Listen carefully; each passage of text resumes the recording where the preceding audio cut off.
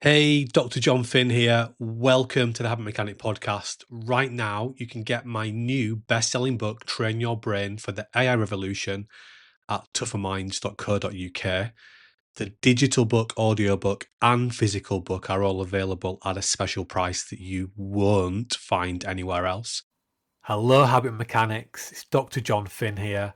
I hope you're having a fantastic week so far. Welcome to a shorter episode of the Habit Mechanic podcast.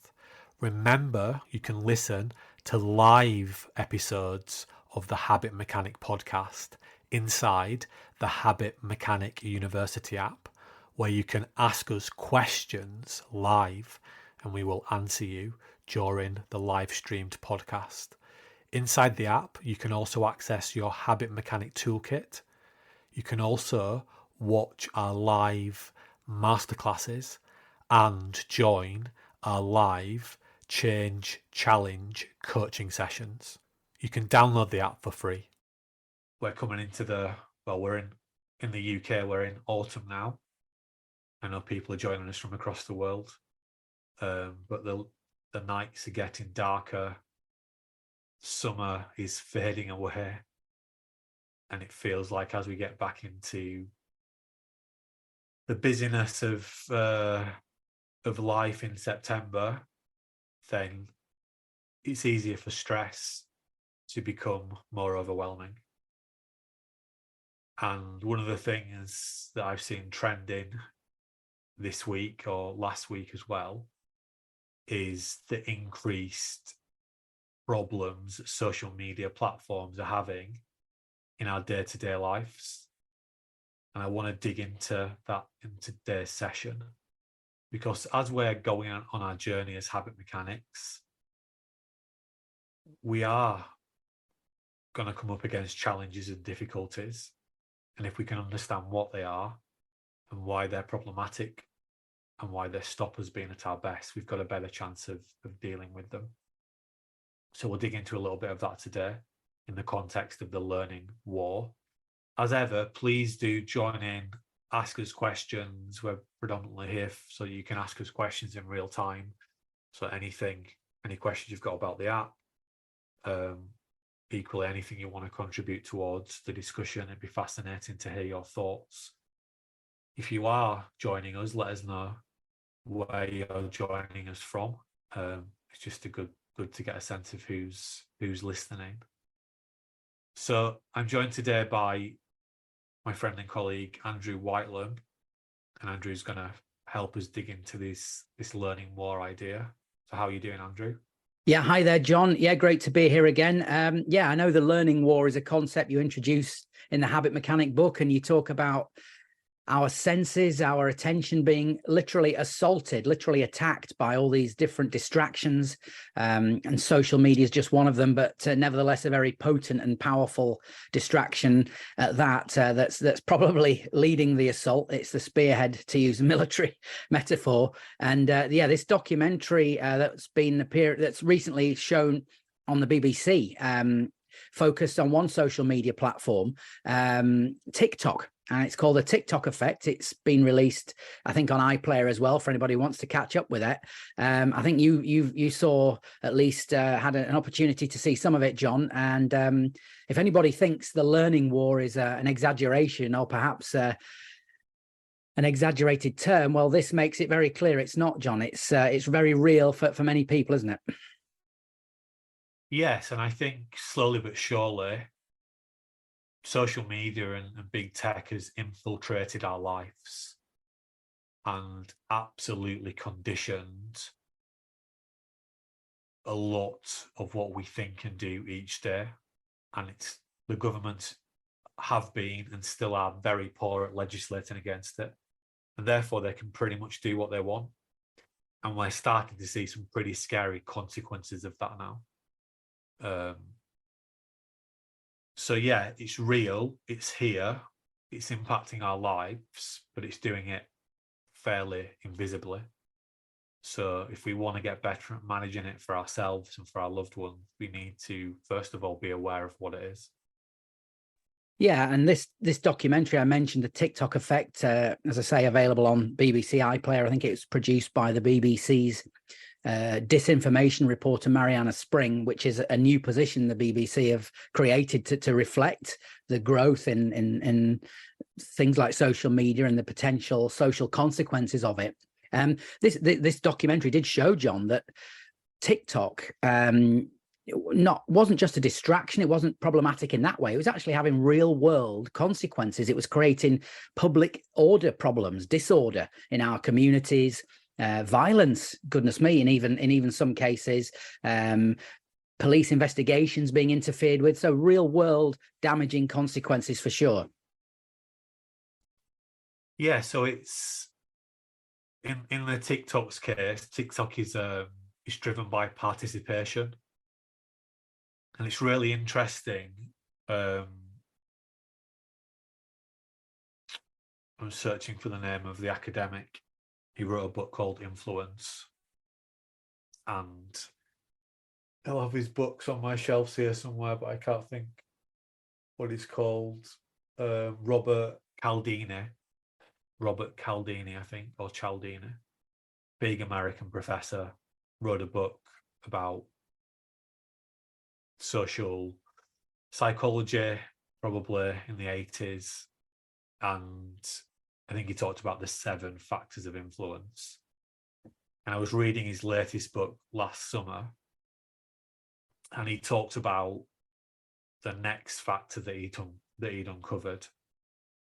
And the example he gave was, why are pop stars so influential? Why do people like Taylor Swift and, to go back on a timeline to the Beatles, why are they so compelling? Why do they really magnetize people's attention? And he talks about it's the participation effect, because when they're playing their music, you're singing along, you're even strumming your guitar, you're doing your dance. And actually, the origin of TikTok is just that. So I can't remember, I think it was called ByteDance, the original version of TikTok. And it was originally designed as almost like a karaoke site where you sang a song and you shared it. And it's grown from there. So that's its main differentiator compared to the other social media sites. And it's that participation that seems to be fueling its growth. And it absolutely understands that. And it's absolutely pushing this idea. So it's getting people to do, in this documentary, it's showing how it's getting children at school to do silly things that are actually causing riots. This is real in UK schools. And if it's in the UK, it's going to be in other countries as well. It's showing how there'll be a major crime that's being committed. And the one example, which some college students killed in America. And people were going to the crime scene and being like amateur sleuths and disturbing the crime scene and really getting in the way of the police investigation. So it's really, dopamine is the driver of all these services, but it's particularly playing on participation. And we know the role, if we go back to how brains work, we know the role of social influence, social status. Social influence is one of the 9 action factors. The P in the 8-brain acronym, Alive Perceived Energy, shows the important role of social status. So we know that in our brains, for example, that the parts of our brain that tell us we're thirsty and we're hungry are hardwired into the parts of our brain that make us aware of what other important people in our lives think about us. Well, social status is really key. It makes perfect sense why that is the case, because Homo sapiens are not designed, or Homo sapiens are not the biggest or fastest animal on the planet. So how have we prospered so well? It's because we're better than any other at working intelligently in teams. So when we're in a team, our survival chances go up because we're going to be able to deal with the problems we're facing more effectively, whether that's learning how to light a fire, build a shelter, or create a COVID vaccine. That's all done in teams. Also, if other people around us like us, we've got a better chance of passing our genes on, which is the core driver of evolution and survival, right? So it's plugging into these primal instincts that we have to be liked by other people, but supercharging that to an extent that we've never been able to do it before. We forget smartphone technology, and people talk about, you know, the tech inside our smartphones is more powerful than the systems that sent the first people to the moon back in the 60s. This is new technology, and smartphones have only been around for about 10 or so years now. And at first, not everybody had one, and then a few more people got one. We've got to the point now where most people have one. Most people have this technology in their pocket. So we're able to connect with each other, not just via SMM text message, but by very rich video and even augmented video ways of communicating with each other. So why do social media companies want to do this? Why do they want to drive participation? So they can sell you more ads. That is how they make their money. So they want to drive participation so they can sell you more ads. And this is the attention economy that we talk about. Yeah, and one thing in the documentary that really struck me, John, and connects to what you've just said. Apparently, TikTok actually emails you if you're a creator, if you're producing content on the platform. TikTok emails you to tell you you're a hit. It says you're doing well. So that absolutely connects with the social status factor that you've highlighted. Yeah, so that shows you that they are deliberately hijacking your attention. They are going to their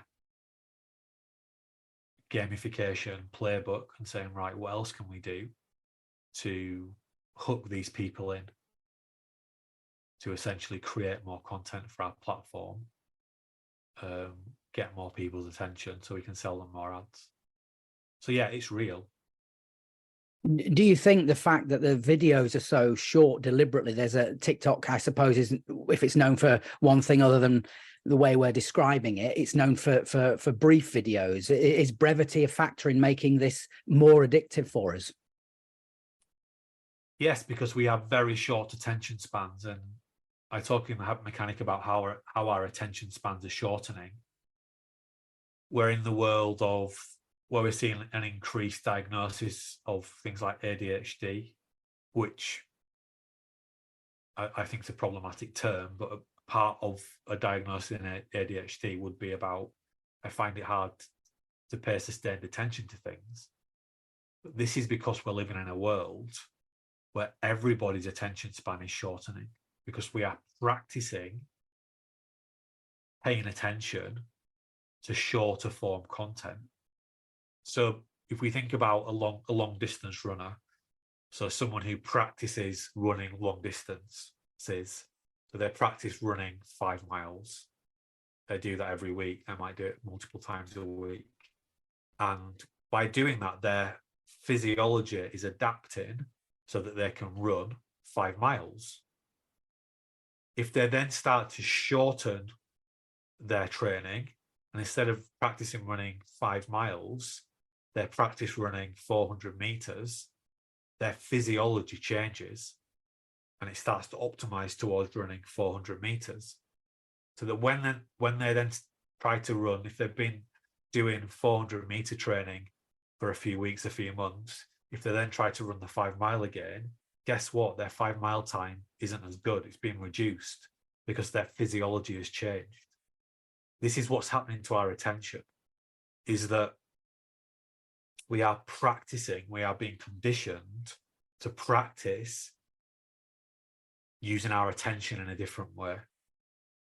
And the social media platforms like TikTok are wise to this, and it's just making it as easy as possible for us to engage in their content by making it as brain friendly as possible.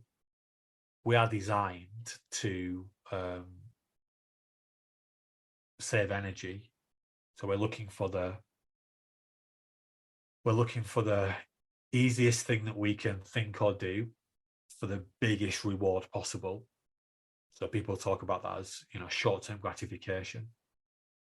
So we're being sucked into these short-term gratification loops. And before things like TikTok and Facebook, etc., came along, what did people used to do? Well, it was something different, and it wasn't consuming content in that form. I was going for a run the other morning. On my running route, it's about 7:30 in the morning. There's essentially a bus stop where kids get picked up to go to one of the local private schools. There was about 7 kids in a row, all different ages. All of them were on their phones. Not one of them was speaking to anybody else. So they're not even, so what I see young people, they're not practicing communicating like they would have done in the past. They're just practicing paying attention to these scrolling feeds and doing, you know, what, paying attention to what's here. So they're conditioning themselves to get good at this particular thing. And adults are doing that as well, by the way. It's not just young people. Yeah, and you can imagine, John, how becoming conditioned in that way is unhelpful and not at all conducive to achieving long-term objectives, accomplishments, goals, where you need to sustain long-term focus. So this is exactly it. We talked about happiness being a 3-part equation. Part 1, get your brain working really well. That means good sleep, good diet, good exercise, good social relationships. Part 2, have some hedonic experiences. Let your hair down, have some fun, spend some time on an app that you enjoy. Do some things that you enjoy or that give you instant gratification. Part 3, we have to engage in eudaimonic experiences. That means we have to delay short-term gratification. We have to delay the hedonic experiences sometimes, not engage with them, so that we can focus, engage efforts to make progress on things and achieve bigger, meaningful goals. What the social media platforms are doing is they're making it harder to balance that equation. They're making it easier to have almost endless hedonic experiences, 24/7 if you want, which makes it more difficult to get your brain working really well. And it also makes it more difficult to have eudaimonic experiences where you feel like you're achieving meaningful goals and getting more control, over your life and making that personal progress that's so key. So it's so disruptive, and the challenge is that it's unchecked at the moment. It doesn't seem like governments can legislate against it, because the social media companies just say, well, we don't do that, or, oh yeah, we've noticed that, we'll fix it. It's the equivalent of someone being caught for armed robbery and saying, oh, we don't do that, I didn't do that, or, oh yeah, I won't do it again, sorry, we won't do that again anymore. They're not being held accountable, and they've just put some legislation in. The European Union has, and the UK government has.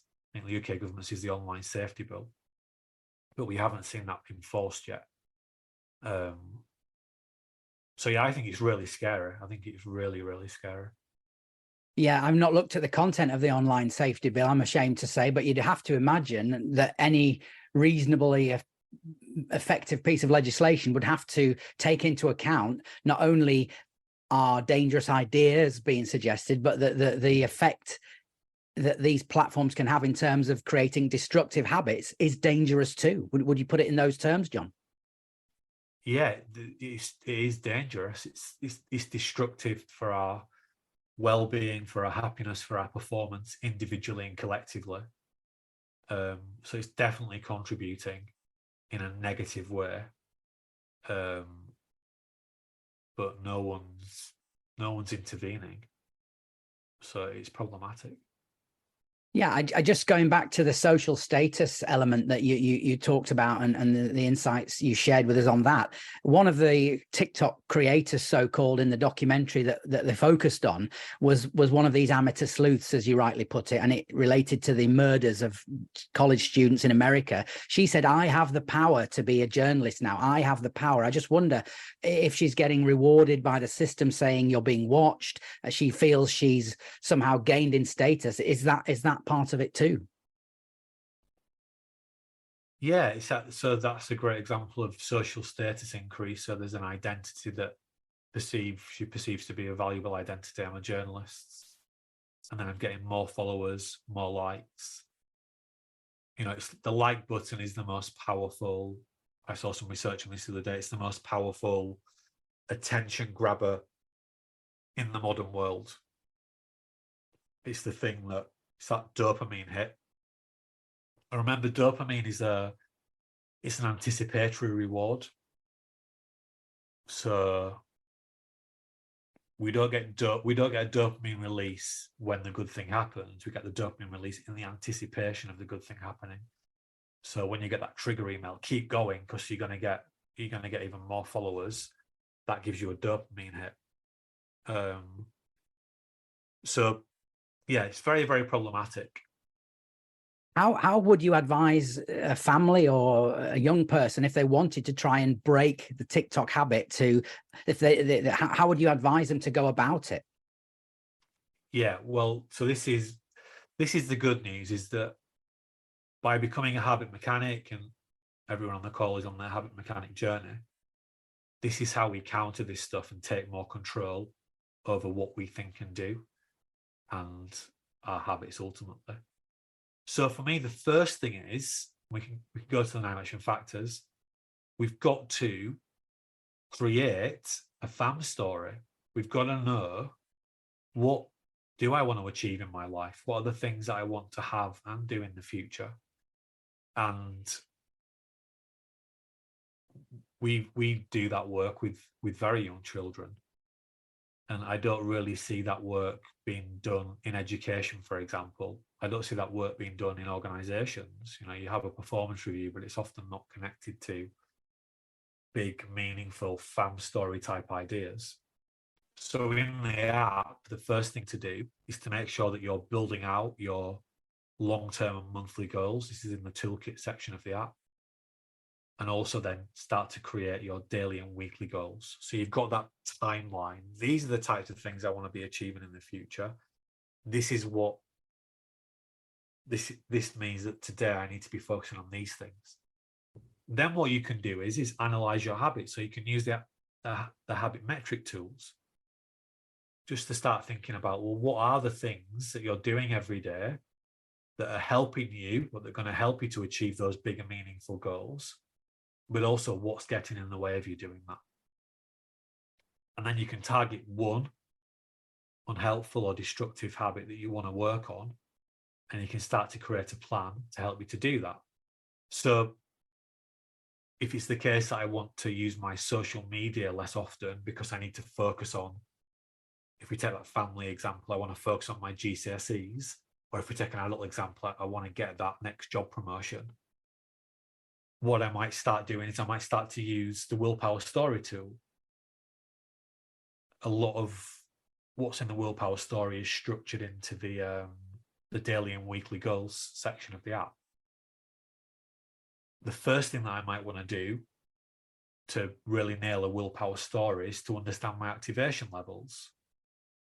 So I might go into the app, into the activation section, in the training section, and I might create an activation profile to recognize where I ideally need to get my activation levels to be at my best in a work day versus where they are now. And I can start to see where the gaps are.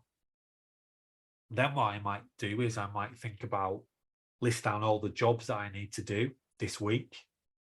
And I might separate those jobs into ice sculpture jobs, which I need my high charge brain to do, and also ice cube jobs, which I need my medium charge brain to do.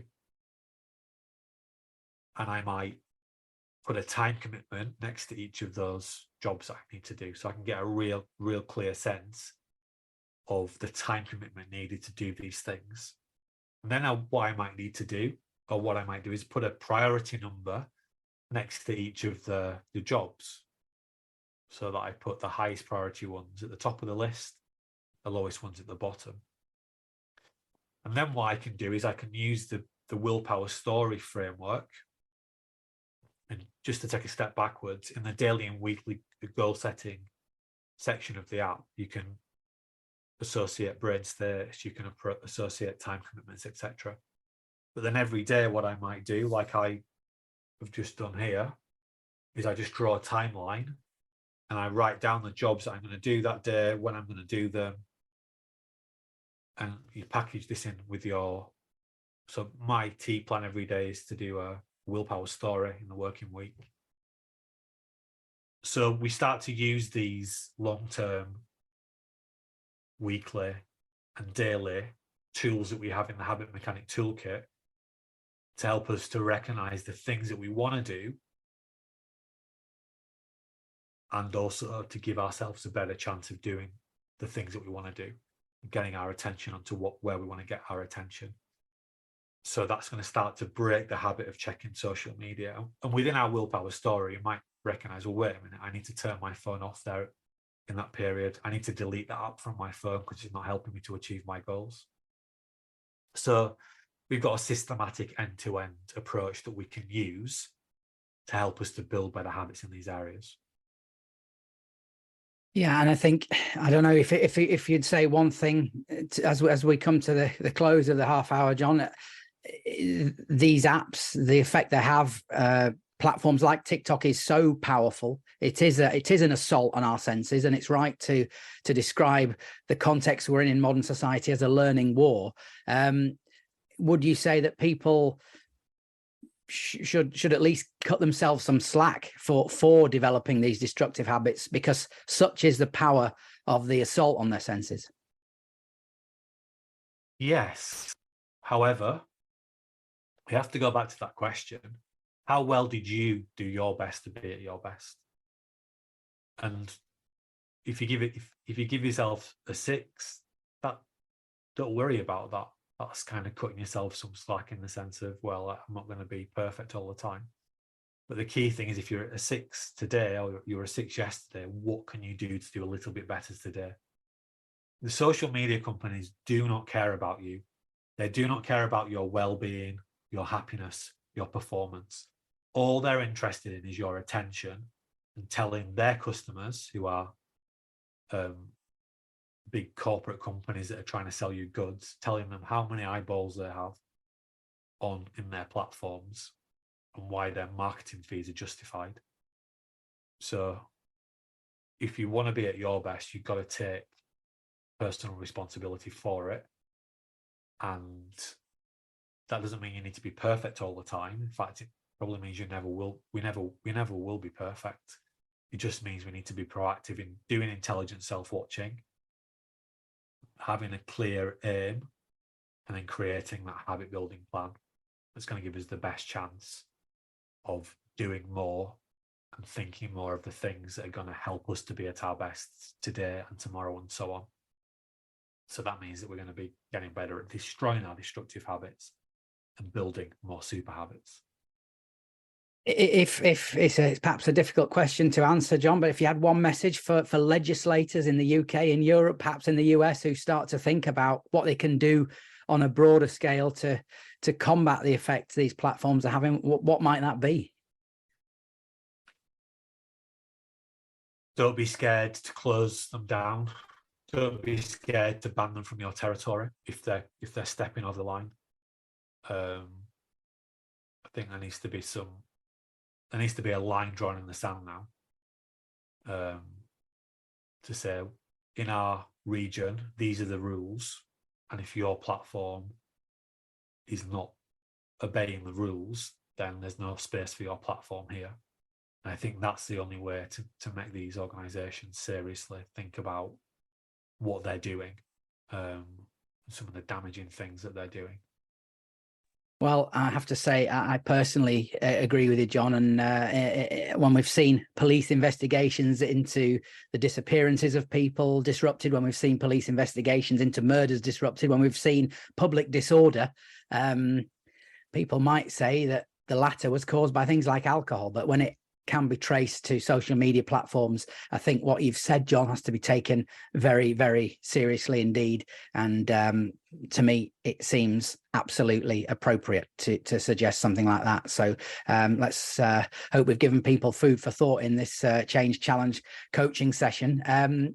Anything you'd like to say as we draw to a close, John? Yeah, just thanks for joining us today.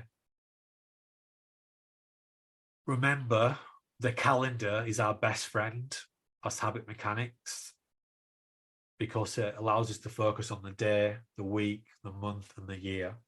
And we have habit mechanic tools for all those different time points. So if we want to give ourselves the best chance of destroying more destructive habits and building more super habits, it's important that we don't just use the daily tea plan in isolation, or we don't just use a FAM story in isolation, or the long-term and monthly goals in the app. It's important that we have a daily, weekly, monthly, bi-monthly, quarterly, yearly structures that we're cycling around. So use the tools in combination, and you're going to get a much more powerful effect. As powerful as social media is, you can beat it. I know I've done it myself. Big way of how I do that is I just withdraw from platforms. I'm not even on WhatsApp, which might feel extreme to some people, but I just see it's the same. It's playing the same game. It just wants my attention. So we just need to be proactive, remove the apps from your phone or time them out, and you're going to get more time back to focus on doing the things that are most helpful for you. In a simply sense, that's the main thing that we can do if we want to feel healthier, happier, and at our best more often is spend more time thinking and doing things that are helpful for us. So I hope that's helpful. If you have any more questions, let me know. And bye for now. Thanks for listening to the Habit Mechanic podcast. If you liked it, please subscribe and tell someone else about one of the ideas or insights that you found most interesting.